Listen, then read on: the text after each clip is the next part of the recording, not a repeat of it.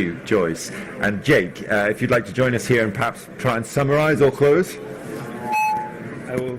Oops, I just lost all of that. I will close in, I think, 1 minute. So let me just leave you with, I think, 3 sort of key pieces that I picked up today, and hopefully we can depart on that.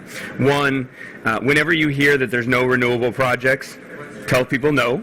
There's at least 13,000, and I can tell you, having looked at the study, there's places that just have solar and wind potential, geothermal potential, and they just haven't been sort of mapped out yet, and a project hasn't been put on the table. So there's clearly availability. The second piece I think is really important to understand is we need to have everybody kind of working together, because there's different pieces of the puzzle.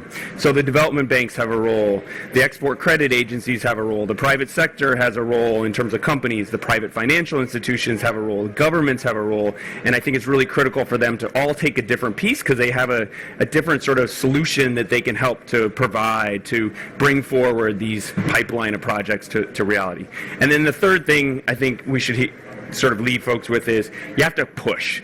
You're going to run into barriers along the way, but there's always solutions for them if you kind of keep focus on it and drive that transition that you sort of need. So what I hope is that we come back to a panel like this in 5 years and we ask these same panelists or maybe some others and we say, hey, how's the renewable sector sort of going? And they say, well, I'm kind of done because I have deployed all of the projects that are out there. And then the follow-up question is, well, isn't there some other opportunities? And they're like, no, we're done because we've got 100% renewables across all of the world and we're good. So that's our goal, and I hope that we leave this session, come back in maybe 5 years. I'll give you 10 years to do it.